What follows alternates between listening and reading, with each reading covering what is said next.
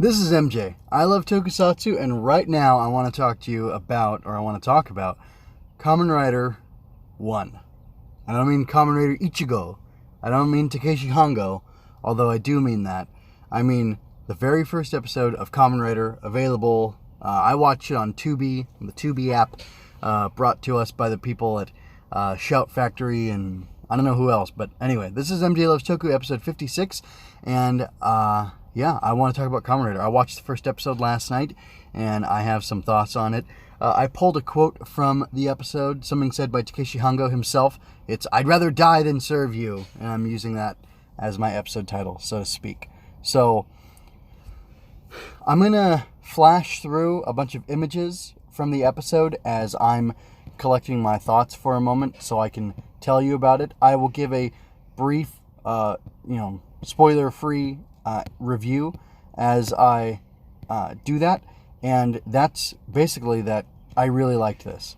This is not my first time, this is my first time watching officially subbed Kamen Rider 1, and this is my probably third time seeing this episode. And I have to say that I was really taken aback last night as I sat down on my couch and watched this on my, moderately sized TV.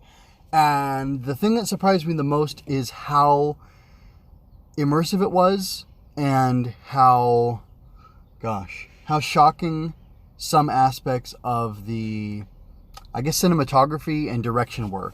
So, there were, according to Tubi, there are two directors on this episode. I would assume one would be the fight choreography or the action director, and the other one would have been for the scenes. Anyway, they were Minoru Yamada and Itaru Orita. I wonder if maybe I'll reach out to Iggy Devil if I keep doing these to see, are these listings on Tubi accurate? And then, of course, starring Hiroshi Fujioka, who plays Hongo, and then I don't know who the other two are. It's Akiji Kobayashi, which to me sounds like a woman's name, so is that Ruriko, and then Shinji Nakae, who I would assume is Tachibana, but I don't know for sure. Anyway, a lot of assumptions on my part there, but anyway, supposedly there were two directors, but what struck me was the choices that were made in the show. Obviously, the action parts are they're not standard fare. I'm not gonna be diminutive or insulting and say that anybody could have done that action, but they seem kind of more. They seem to be unique in the way they're presented. But the more interesting thing to me is that they're very ambitious and very full of energy and very kinetic and frenetic. And there are some things that maybe don't work so well, like the effects of the enemies dissolving. But I actually appreciated a lot the thought that went into showing people's bodies dissolving from the venom of this spider cyborg.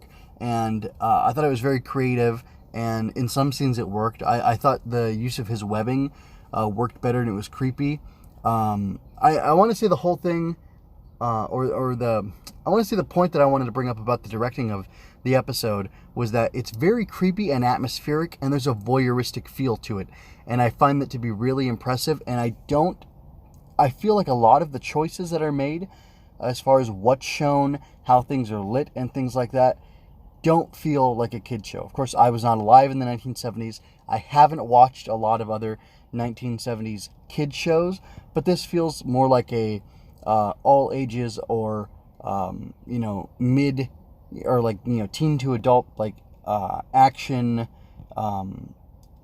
fantasy sci-fi type of show rather than something made for kids like a Power Rangers. Not that Power Rangers isn't Power Rangers is geared towards children, and you can tell, especially if you're talking about MMPR or any of the, other seasons, whether they're Saban or Disney or Neo Saban or whatever, you can tell the way that they're made. It's geared towards children, and it's meant to appeal to children. I think this would appeal to children. In fact, I did have this on.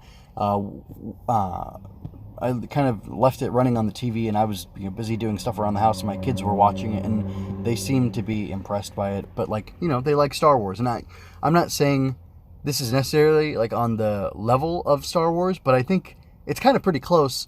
They're made within 5 years of each other, and they both take the way this was shot and the way like Lucas at least worked on the first Star Wars is like there's almost a documentary type feel to it. It doesn't feel in a lot of instances like it's trying to show you how cool things are.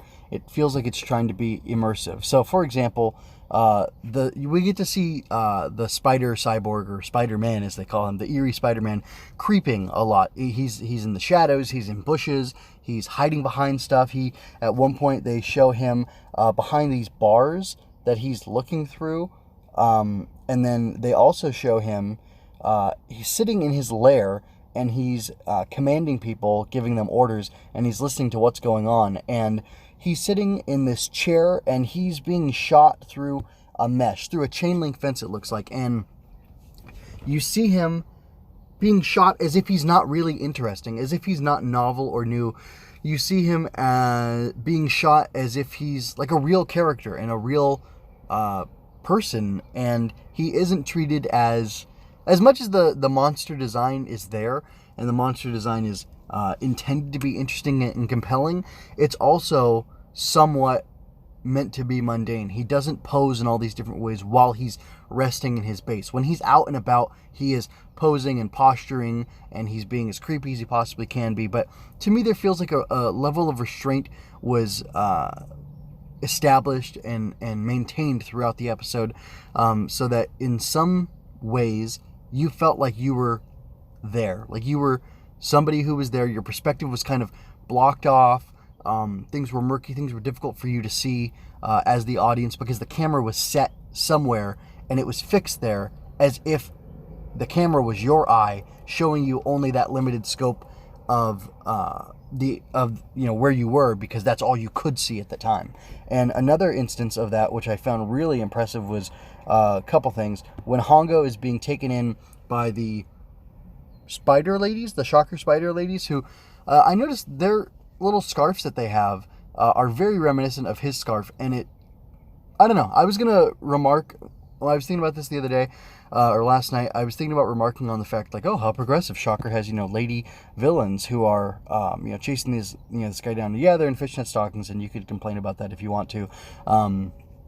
It's not necessarily my type of design for a lady villain, because it seems to be emphasizing the legginess and, that allure of women or whatever. I don't know that was the intention, but that's what it feels like to me, and I don't like that. I like to go different directions when I design a female character, whether they're heroic or villainous, because, we don't get that with men, whatever. But regardless, I was thinking how progressive, but then it was kind of funny. His scarf kind of mimics their scarves, and I just thought that was kind of funny, an interesting touch, because we see more of the Shocker men from this point on, I believe. We don't really get to see the women too much. And it's just interesting that he has a little bit more in common with their designs than he does with the men. But he definitely has a lot more in common with the Kaijin, or the cyborgs that Shocker makes. But there's this really great shot when you see Hongo waking up. You're in his perspective, and it's really creepy and immersive, because you see all of the scientists crowd in at one point, and they're over him, and you can tell the camera's positioned so that it's as if he's looking up from where he's been chained down on the table, and they're all hovering over him. And then it kind of does these, it focuses on each one of them one at a time as he's seeing them, which in the moment it felt good. Now I'm looking back on it thinking it felt a little bit cheesy, but I definitely love the image of them all hovering over him together, and I think that works really well, and it's shot really well. And I'm not saying things are done perfectly here. I'm not saying they're done terribly. I'm just observing and commenting on things that I did like and that were effective, and maybe I'll ignore the stuff that was janky, unless it was really bad and I want to call it out. But at the same time, I understand, or I appreciate that they were working on, they had limitations that they were trying to work within, and I'm okay with that. I can roll with it for the spirit of what's going on here. I don't know that I have a particular theme I want to pull from this episode.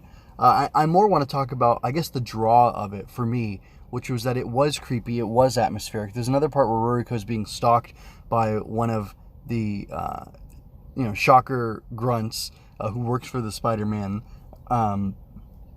And she's saying to her friend Hiromi, do you see anyone following me? And she says, I think she goes on to say that she feels like she's been watched for a while. And you get to see the camera is blurred because it's right up next to something, and that thing is blocking it off, and it's giving the impression of, again, someone looking from their perspective, trying to peek out from behind something or hiding behind something, and it's really interesting. There are other, interesting, fantastical elements of the episode, there's this spider.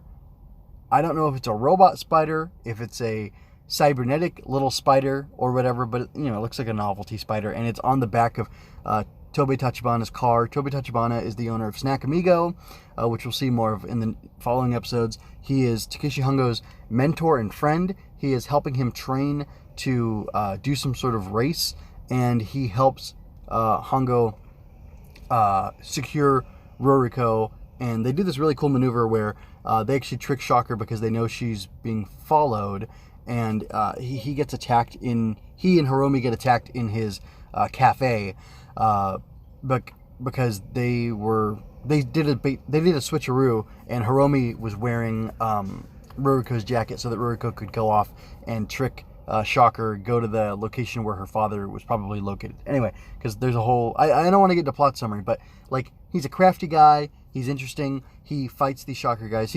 I think he ultimately gets beat up, and then they leave when they realize that Hiromi is not Ruriko, and then they go after her at the pier or warehouse or whatever, where Hongo and Dr. Midorikawa are hanging out. And, again, emphasizing, their decisions being made here with the camera and with the lighting and with how much darkness there is in the episode. And I don't mean dark edgy, I mean just there's so much shadow, and things are played so mysteriously, or framed so mysteriously in such a potentially creepy way. It really feels to me it's more like an X-Files than I can't even think of anything that's for kids that would be creepy. It's more like X-Files than Power Rangers, and I find that to be very interesting. It's very appealing to me, to my aesthetics, but it's also not so terrible that I don't think this is okay for kids to see. To me, it strikes a really good balance, and it has just enough danger and excitement, and crazy stunts and things like that. I don't need to see people getting killed. That's not what I'm here for. But the fact that the Spider-Man is killing his people, the fact that he kills Midorikawa, the fact that there's stakes, I think is a good thing for the drama and for the narrative and for the story, and to engage you. And Shocker's a real threat, and Takeshi Hongo at one point says that he's going to put his life on the line to fight them, and if they were just stealing puppies or whatever, he wouldn't need to do that. But the stakes are serious. He's not rescuing people from getting tickled or whatever. Death is on the line, and it's a serious thing, and yet he's going to fight against them. And it's just interesting because he talks about his struggle and the fact that he's feeling sad because these Midorikawa dies. He understood him. There's this I don't know if I want to call it a plot beat or how I want to define it specifically, but we learned that Midorikawa was working for Shocker, that he recommended Hongo to Shocker, and I found it really interesting when Hongo found that out. He didn't immediately become angry or turn against Midorikawa. He was able to roll with it, and he seemed almost more to just lean into his dependency on Midorikawa, and he was desperate to know, will I always be a cyborg? What does this mean for me? How has my life changed? But he found, and even though he didn't get good answers on that, and he wasn't happy with the answers, he was still able to work with it and say, well, okay, Midorikawa understands me. I can trust him. He saved me. He betrayed me, but he saved me, and we've run away together. And now, I understand what sort of situation he was in, and I guess, maybe off screen, Midorikawa explained to him exactly what happened, and we know that Shocker was going to threaten Ruriko's life, and that's a reason for him to have turned on Hongo. But Hongo is, he rolls with it. He's okay with it. He makes peace with that, and he believes that him and Tachibana can be allies who he can rely on throughout the rest of his cyborg life of indeterminate length, because they will understand him. And then when Midorikawa dies and is taken away from him, it just kind of adds to that level of drama and tension, and it makes Hongo just a little bit more lost. And then I don't know, I find it really interesting that Ruriko thinks that Hongo killed her father, and it'll be interesting to see going on how that's resolved, because the episode ends with the narrator mentioning that he is kind of in need to prove his innocence. So I wanted to talk more about the directing, the cinematography, the lighting, and things like that. Something about there's one image of Hongo like smiling. He's in these deep shadows, but he's talking to Midorikawa, and he's saying like, "Hey, Ruriko should be here soon, and like you guys are going to be reunited, and that's so good." Like he's holding on to the good in spite of all the darkness and all the negativity that's surrounding him, and that I find that to be really encouraging. And like he tells Midorikawa to believe in himself, and just there's lots of those positive type of things in the episode that, one, make me feel like it makes sense that he would become this children's hero, and two, that the show is appropriate for kids as well, because it has those notes of hope and those glimmers of light even in all the darkness that's happening here. Now, again, the directing, like how tight and close it was, I'm gonna wrap up on this, but like they do a lot of interesting close-ups, and sometimes they do close-ups like when Hondo breaks the handle off of the sink, or the knob off the sink. Like the camera zooms in on his face, and then it cuts back and forth between the knob in his hand and his face, and then there's like some weird zooms that don't quite work, but there's lots of times where the camera is just set in a position, a character walks towards it, and they're fixed there, and it really works. Like when Ruriko is listening in to her father and Hongo talking in the building, we get this really great shot of her like pressed up against the door or a window or a crack or something, trying to listen, and I just love how grounded and real that feels. And like I said, I'm going to stop belaboring that. But then another great thing is when things are happening, you really get, I really got a sense for the emotion of what was going on by these extreme close-ups. We get Ruriko seeing her father dying, her eyes go wide, and you just get one corner of her face, or one quadrant of her face. That's how zoomed in the camera is, and it really helps you to take in the shock and the terror and the horror of what's going on as she's seeing that happen. They do the same thing with Hongo while Midorikawa is melting away after he's been killed, and they continue to do that. These close-ups of the shock and terror and horror as these people are watching the situation get worse. Ruriko's at one point abducted by the Spider-Man, and Hongo sees that, and he's shocked. He doesn't know what to do, and then he ends up getting on his bike and chasing him down, and that was really cool. And then the action pieces that are, I feel so funny about that term. I've heard it so many times when people are reviewing stuff that I can't help but kind of regurgitate some terminology like that, and I don't like that. Anyway, the action scenes after that were really incredible.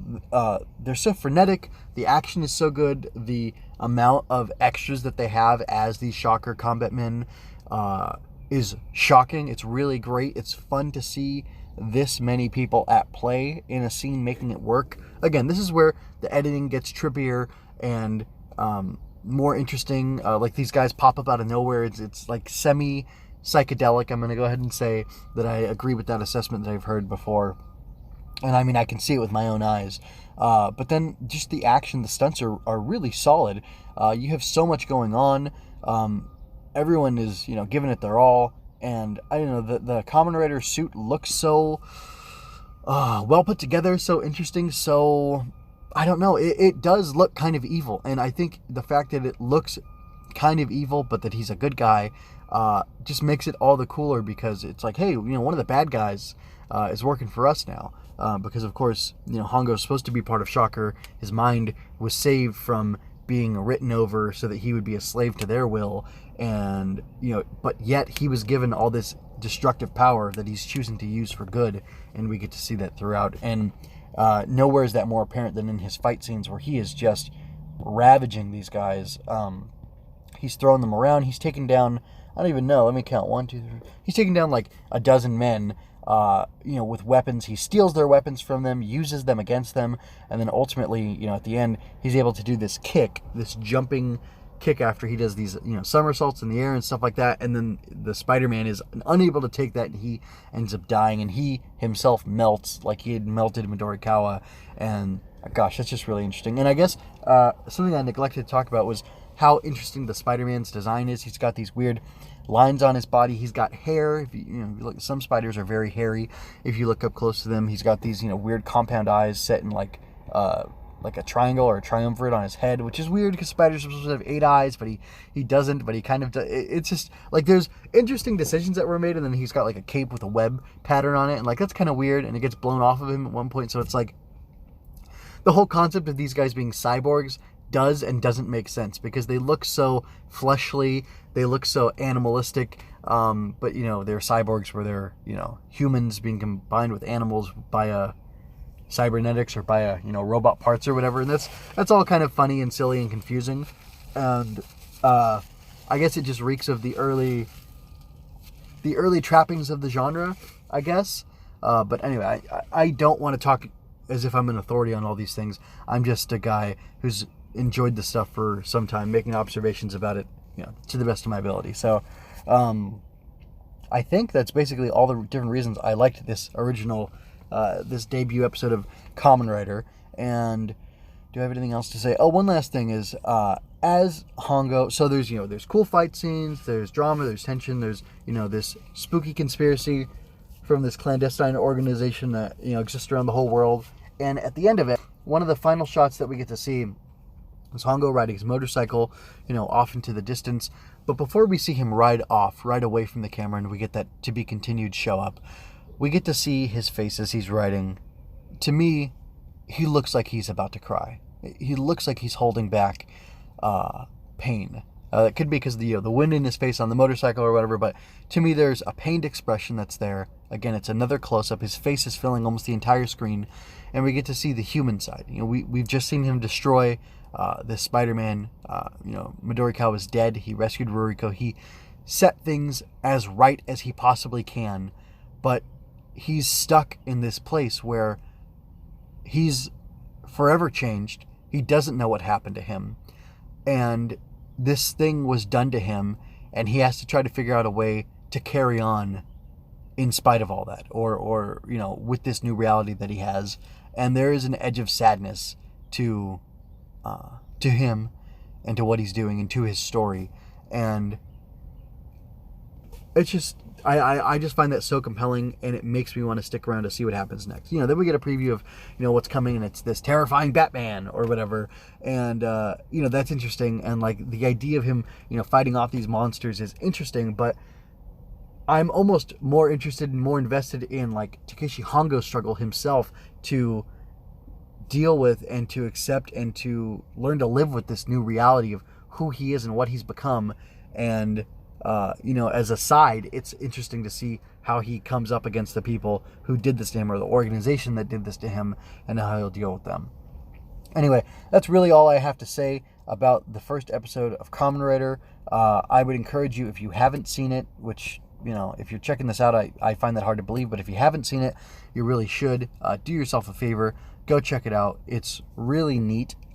If you like science fiction, if you like action, if you like dramatic stories, I mean, this is it.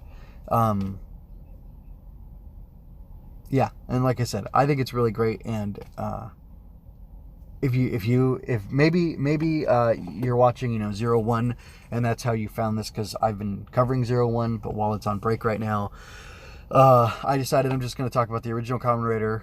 If you're in a position where you like my stuff on my coverage of 01 and you haven't checked out the original Kamen Rider, you got to do yourself a favor and go ahead and do it. Anyway, that's all I have to say for now. You guys, do you have any questions? I guess Yeah, I don't really have any questions. I don't really have any questions, except for like, if you're new to this, because I originally watched this like 10 years ago, unofficially. If you're new to this, is the aesthetic like, is it too old for you? Does it look too old? Is it hard for you to watch this because of how old it is and how obviously old it is? I'm just curious to see if some people actually have that perspective. If you enjoyed this, like, comment, and share to help me grow. Don't forget to subscribe to keep current with each release. Chat with me on Twitter at MJ_scribe. Visit mjmunoz.com/podcast to find the multiple feeds in which I analyze Star Wars, tokusatsu, comics, and more. Visit mjmunoz.com/support for links to my Redbubble and Coffee pages so you can help keep me doing the things I do. Thank you so much for your time and attention. Until next time, be well, and remember, you don't have to shout Henshin to be a hero.